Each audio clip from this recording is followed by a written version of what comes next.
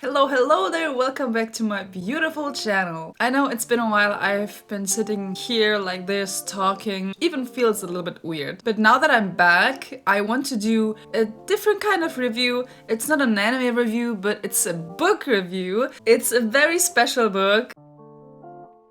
Howl's Moving Castle, and this is the German edition. But if some of you didn't know, the movie Howl's Moving Castle from Ghibli Studio is actually based on a book, and I read that book last summer. Now I want to give you my honest opinion on that. I want to warn you, it might have some spoilers, I'd say. I will not be too detailed all the time, but I will definitely talk about some differences which might imply spoilers. So let's just begin right away. Howl's Moving Castle, the book, was actually written by Wynne Jones in 1986, so she published it in 1986.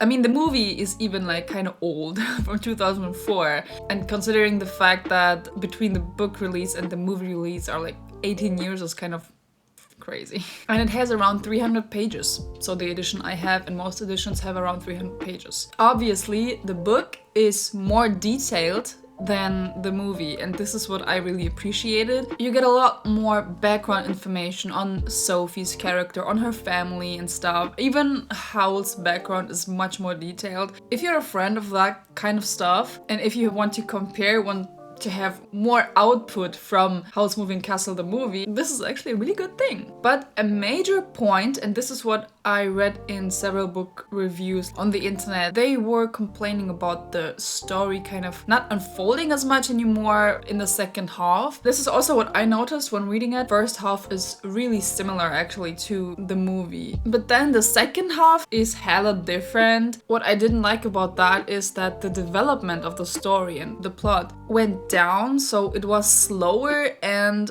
I felt like there was not that much tension. Even like the setting stayed the same for a while. Every now and then small essential events happened, but it was kind of hard to follow them or to put them together sometimes. The language is very easy, so it was basically also written for adolescents or teenagers. Even the English version, I just had like a sneak peek of the first few pages. It was an easy language, but it was not like too childish. This is what some people complain about, but I don't consider that as too childish. It is easy, but it is not weird in a sense, you know? And I almost bought it in English, but I didn't. And the only reason is actually the book cover. I don't know, I'm a fan of great book covers. It is crazy. It's superficial, but I know. What confused me was actually the ending. Sophie didn't seem to be as in love with Howl in the book as she was in the movie. Throughout the whole story, they were fighting so much. It was crazy how much they were fighting and bitching at each other. There were so little romantic insights or their feelings and shit. But in the end, when everything is over, like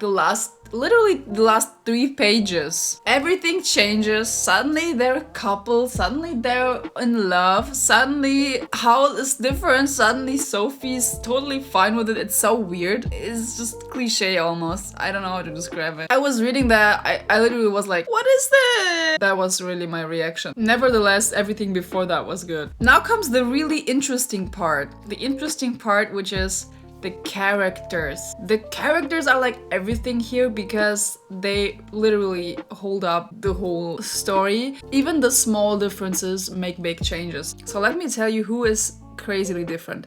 First off, Sophie is different. Sophie doesn't seem so lovely. She's actually even grumpy and salty sometimes, even a bit too much. Her sister/sisters, in the book she has another sister, Letty and Martha. They also talk more in the book about the magic aspect. So magic is a daily thing, is normal in the world that Sophie lives in. And Letty and Martha, one is Sophie's biological, like real sister, and the other one is her half sister from the second wife of her dad. This is the mom you see in the movie. These two actually changed positions, swapped places basically. So one is working now at the bakery that blonde girl, her blonde sister, is working in, and the other one was sent more far away, and both of them didn't agree on the plans they had. First, each of them wanted like the other version. So Letty liked the plan for Martha and vice versa. So what they did not just change positions, they also changed appearances thanks to magic. So Letty looks like Martha now and Martha looks like Letty. That was actually really interesting, that part. Her mom, her stepmom, is also different. She comes off as quite a bitch, really egocentric, but of course all like with a facade that seems to be actually lovely and with good intentions only. I mean, she's not really holy in the movie either, but this is just the background that that gets explained. Howl is also different. Howl is an asshole, basically, or that's what you would see in YouTube reviews. As I said, they're fighting each other, Sophie and Howl, quite often, like actually constantly. And Howl is not actually always happy and smiling like in the movie and optimistic. No, he's actually complaining about everything. His hobby is actually breaking the hearts of other girls and chasing girls, up to the point they start to like him back and then he disappears. Also, in the book, he's the one who actually harasses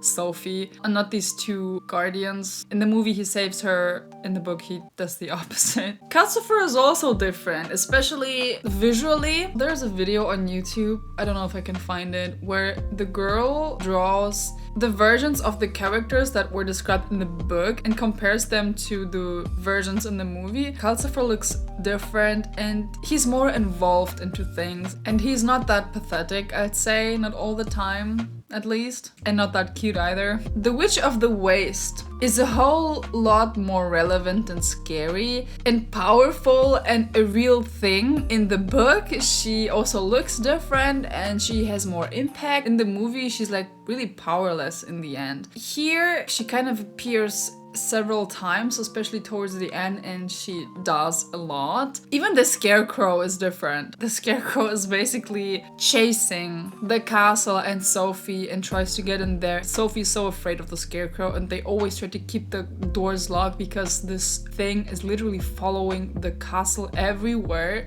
it can. It wants to get to Sophie for whichever reason, she doesn't know until the very end. Michael is also hella different, and I think Michael is actually the character that has changed the most, because Michael is a lot older, he's 15. I think he even has a different nationality and he has a higher relevance for Howl and for the story and for Sophie, and he's actually in love with one of Sophie's sisters. Funny thing here, Howl in that moment is chasing the other sister. But the question was for a long time, who of them is actually chasing who? Are they both chasing the same person? Because I mean, they kind of changed positions and appearances. That was actually a big brain fuck for Sophie and for me. The Rain, so the people from the government, are also different. Suleiman is actually not Suleiman, it is a different person, and they're just some other people which have more relevance. So it's not everything on that lady, you know. And of course, there are other events which involve new characters that do not exist in the movie. For instance, Howard's family. And there's also Miss Engorian,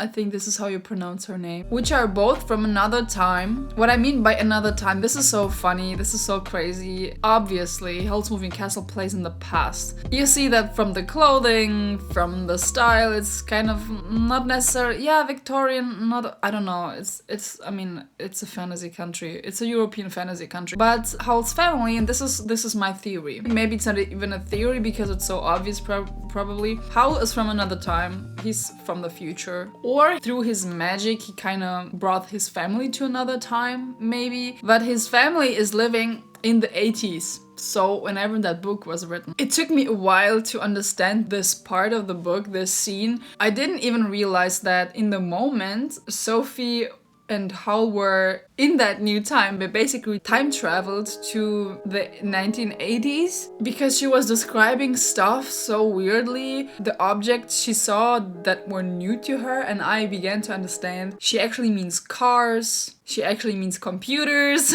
Another thing would be the mile boots, buckets, whatever. These are kind of magical boots that allow you with every step to not just take a step, but to travel like 1 mile. So one step you do is 1 mile. You can travel really fast wherever you want. In the end, I want to give you a brief overview of my pros and cons. What I really didn't like was that Sophie was so aggressive sometimes and so negative. Unlike in the movie, she was grumpy and was fighting with Howl a lot, just as him. I wasn't even upset about Howl being like that, though I must say I could not cope with him being so extremely superficial all the time. I mean, do you remember that scene where he accidentally dyed his hair and he was like, I'm not worth living if I'm this ugly? That was the scene I think everyone was like, imagine Howl being like that pretty much all the time throughout the whole book.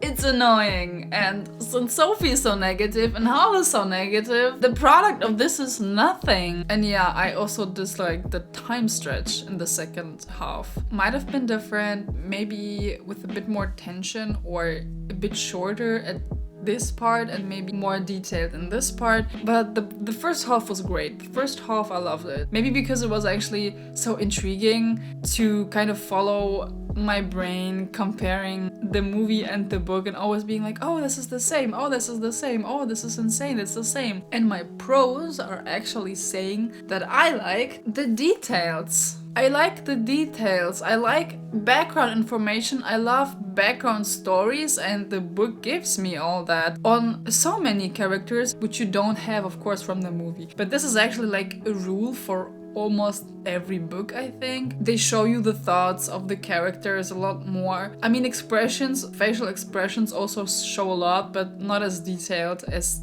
words would ever do. And I really like the fact that it was so different optically. Look at the castle. The castle is just black. In the book it's also described as just a black flame kind of looking thing, which is different from the one you see in the movie, for instance. And this goes to a bunch of stuff, but I think these arguments are like based on my analytical pleasure almost. But nevertheless, I still enjoyed it, and I think you would too. Ghibli Studio actually handled this really well. Where to set differences, where to make changes, where to keep the story. Because in Ghibli Studio, the second half is still better than in the book. Probably they read it and they were like, okay, until that point, everything was great. We take that. And then they had to really think about what things to keep, what things not to keep, and I think some of them were really great. I mean, they left out also a bunch of stuff. It would have been probably too long, and they replaced it with some other events, but I think Ghibli Studio actually made a good job. Not at all points. I like some characters from the book more, like Michael, and because her sisters are like actually such a big thing in the book. A really important fact for me is when I read books like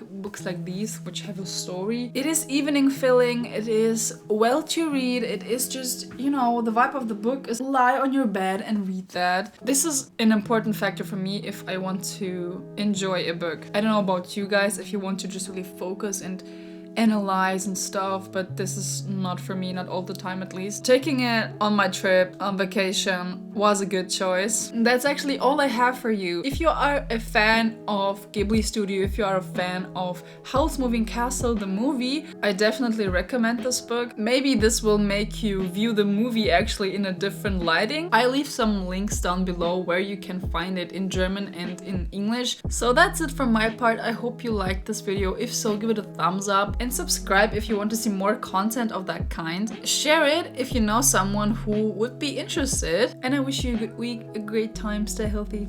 See you next time. Bye bye.